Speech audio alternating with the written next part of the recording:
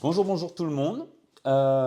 Aujourd'hui, je viens vous parler d'un petit point qui est assez récurrent, c'est le torticolis. Et je vais vous donner un protocole très simple à adapter, un protocole de rebootement que vous pouvez voir dans les cours ou même dans les masterclass que je donne. C'est pour les torticolis sévères. Donc, ce qu'on va voir aujourd'hui, dans un premier temps, c'est qu'est-ce que le torticolis? Le torticolis, bien souvent, c'est des problèmes de rotation. Problèmes de rotation, on n'arrive pas à tourner la tête, c'est douloureux. L'idée, c'est qu'aujourd'hui, je vais vous montrer une technique, donc puissante, douce aussi, pour soulager un torticolis sévère de façon rapide, profonde et surtout respectueuse du corps, donc sans brutalité, sans force et en respectant justement la douleur que la personne a. L'objectif, ça va être de libérer les muscles qui sont contractés, de relancer le système nerveux accessoire et également le système nerveux avec le nerf vague. Donc, pour comprendre le torticolis, il faut que vous puissiez comprendre qu'il y a différents muscles et différentes zones qui peuvent être impliquées. Donc, on va avoir dans un premier temps le scom, ici, le muscle qui fait que lorsqu'on tourne la tête, il est là, qu'on incline la tête, voilà, il est là. Ce muscle, il est très sensible, on n'a pas besoin de l'appuyer forcément. Et il est souvent verrouillé. C'est aussi ce qui crée des fois des courbures et des compressions au niveau des disques vertébraux, au niveau des différents étages. Ensuite, on va avoir le trapèze. Le trapèze, le gros muscle, qui fait qu'on dit que ça pèse de trop. On porte un sac à dos. Il est souvent contracté. Parce que dans ce trapèze, on va aussi voir en dessous l'angulaire de l'omoplate, l'élévateur de l'omoplate. Celui-là, celui qui est souvent contracté. On va y voir deux aspects aussi nerveux. Donc le nerf vague, celui qui régule tout notre système nerveux. En ce moment, il y a beaucoup de choses sur la théorie polyvagale, sur le nerf vague. Donc voilà, notre système nerveux qui est contrôlé, qui est régulé par le nerf vague. Mais aussi donc, tous les nerfs accessoires qui descendent dans les trapèzes et dans les bras. Et enfin, on va avoir aussi un point de vue structurel, parce que oui, bien souvent, les structures, le fait d'avoir de la tension peut se mettre en travers, peut se verrouiller d'un point de vue vraiment au niveau des rotateurs, au niveau ligamentaire. Vraiment, c'est très infime, mais voilà. Donc, occiput, l'occiput, l'atlas et l'axis. Voilà. C0, C1, C2. Ça, ce sont, on va dire, les zones un peu à connaître pour mieux comprendre. Donc la scapula aussi, le pec, le trapèze, les possiers. On a d'autres choses, la première côte, mais globalement, on va être dans cette zone-là et on va travailler sur toute cette zone-là. Là, je vais vous proposer un petit protocole de 10 minutes. Chaque geste, en fait, chaque étape, vous allez pouvoir les faire entre 1 à 2 minutes. Vous pouvez dépasser, vous pouvez raccourcir aussi en fonction de ce que vous allez ressentir, mais globalement ce sont des gestes simples que vous pouvez adapter dans toutes les circonstances ou même positions, assis, debout, allongé, comme la personne est le mieux, comme vous êtes le mieux, comme la condition le permet. La première des choses, ça va être, déjà comme n'importe quelle consultation, ça va être l'analyse palpatoire. Vous allez commencer à toucher d'un point de vue général pour sentir les tensions d'un point de vue général, mais également plus spécifique, justement sur ces muscles qu'on vient de dire. Ensuite, il y a ce qu'on appelle le point du silence. Le point du silence parce que c'est derrière les oreilles. Vous allez voir, si vous appuyez ici, vous allez sentir comme si on étouffait un peu le bruit. Et avec vos pouces, ou bien le plat de vos doigts, en fonction de si vous êtes assis ou allongé, vous allez venir masser doucement ces zones-là. Donc c'est derrière les oreilles. Donc ici, on calme justement la branche haute du nerf vague. Donc on apaise et on vient se reconnecter à soi en apaisant tout l'émotionnel. Deuxième étape, ça va être la libération du scom, ce gros muscle, un gros afflux sanguin qui permet en fait beaucoup de choses et qui est souvent justement verrouillé.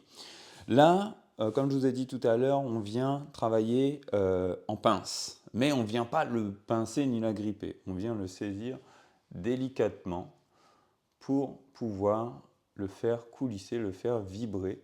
Donc là, on va faire des micro-vibrations verticales. Si la personne elle est allongée, et ben, vous allez venir lever. Et si elle est debout, vous allez venir tirer doucement comme ceci. Après, vous pouvez faire dans tous les sens, mais l'idée, ça va être de décoller, de libérer, de redonner de la fluidité à ce muscle-là qui lorsqu'on le touche, on dirait un gros boudin. Mais imaginez un boudin qu'il ne faut surtout pas éclater, donc il ne faut pas mettre de pression dessus.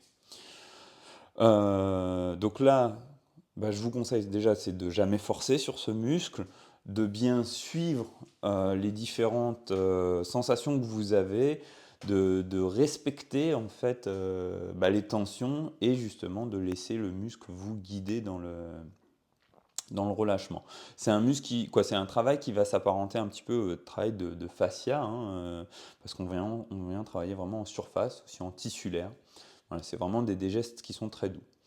Ensuite, on va aller travailler sur un muscle un peu plus costaud, ça va être le trapèze, où là, dans pas mal de masterclass, vidéos, gestes que je donne, je le montre. Donc, on va travailler en fait de va-et-vient, mais avec une petite torsion, un peu comme un S. Donc là, l'idée, ça va être de la torsion. Donc on saisit, on pince le muscle de façon large, on ne vient pas l'attraper comme là ici on vient de faire pour le SCOM, on l'attrape franchement, il est beaucoup plus costaud et on aura aussi l'élévateur de la scapula qui est ici, qu'on pourra même venir aller chercher, travailler éventuellement avec le pouce. C'est même peut-être plus facile assis, debout que allongé, parce que surtout en plus les personnes qui ont déjà mal au cervical ont du mal à tourner la tête. Ensuite, on va aller chercher le côté un peu plus structurel, justement, avec l'occiput, l'atlas, l'axis. Donc là, on a des techniques que je montre aussi pareil dans les masterclass, où on vient poser la tête et puis on vient faire des petits mouvements vers le haut, comme pour faire rebondir une goutte d'eau. L'idée, ça va être justement de créer en fait un petit peu d'espace et de libérer ici. Vous pouvez également tirer sur les côtés, donc ça en position sur le dos, où vous allez venir tirer. Donc vous tirez, vous relâchez. Vous tirez, c'est vraiment très lent, on n'est pas dans un mouvement où on vient manipuler franchement. Vous pouvez également tirer d'un côté légèrement et relâcher. Tirer de l'autre côté et relâcher. Tous les gestes que vous allez faire vont être lents et progressifs. On ne vient surtout pas chercher de stress parce que c'est déjà traumatisé et donc du coup l'idée ça va être d'apaiser. Donc vous pouvez le faire également debout, comme ça, où vous venez lever et relâcher. Lever et relâcher. Mais également vous pouvez lever et faire des micro-oscillations de droite à gauche, mais également aussi des micro-oscillations en rotation. Ça sera la même chose que vous pouvez faire sur la table allongée. Alors c'est vrai que je vous déconseille quand même de vous mettre allongé sur le ventre parce qu'à chaque fois que vous allez vous relever, vous allez tourner la tête, ça peut être douloureux.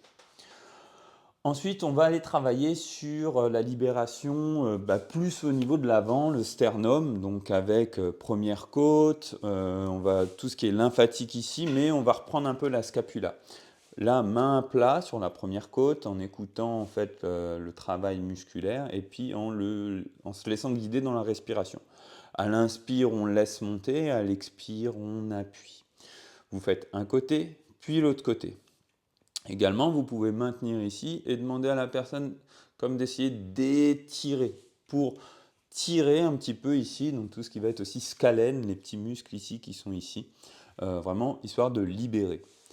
Et enfin, on peut travailler sur une petite mobilisation douce de l'omoplate. On vient et on va venir travailler. Donc on la saisit et voilà, on vient travailler. Ça va faire un petit geste comme ça. Ça va permettre de libérer un petit peu l'avant, l'arrière, le dessus, mais également le sous-scapulaire, qui lui aussi est souvent en lésion avec le trapèze, en conflit avec le trapèze. Enfin, le sixième étape, ça va être un lissage. Donc on va lisser et on va faire évacuer la tension. Donc par les cervicales, par les bras, jusqu'aux mains, pour vraiment bien libérer toute cette tension. Si vous êtes sur le ventre, ça sera la même chose, mais en plus, vous pouvez aller ajouter un point plus émotionnel sur le cœur et sur le ventre et laisser respirer la personne pour poser, justement, faire une respiration finale. En conclusion, voilà 6 étapes que vous pouvez respecter dans cet ordre-là, hein, qui vont vers une prise de contact jusqu'à une respiration finale qui pose les choses. Ça vous permettra justement de travailler avec les problèmes de torticolis sévères. L'avantage, en fait, c'est qu'on va libérer des zones clés sans brusquerie, sans manipulation, sans force. Autre chose, c'est qu'en termes d'effet, vous allez ressentir immédiatement de la légèreté, de la mobilité, donc une meilleure rotation, et ça va vraiment être impressionnant pour la personne.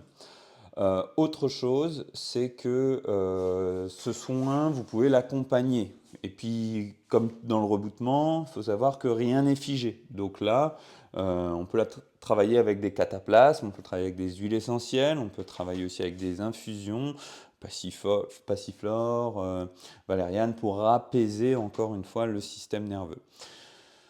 Toutes ces petites astuces, je vais vous les mettre dans un document. Et voilà, comme ça, quand vous aurez besoin, on va synthétiser un petit peu tout ce que je viens de dire. Mais globalement, j'espère que ça va vous servir. Donc si vous avez des questions, vous n'hésitez pas, vous envoyez un message dans le groupe Les Secrets du Reboutement, ou vous m'envoyez en privé, hein. On est une équipe pédagogique dans laquelle on a quand même pas mal de ressources et on essaye toujours de faire des vidéos pour vous. Donc voilà, j'espère que ça va vous être utile. En tout cas, en attendant, prenez soin de vous et à bientôt.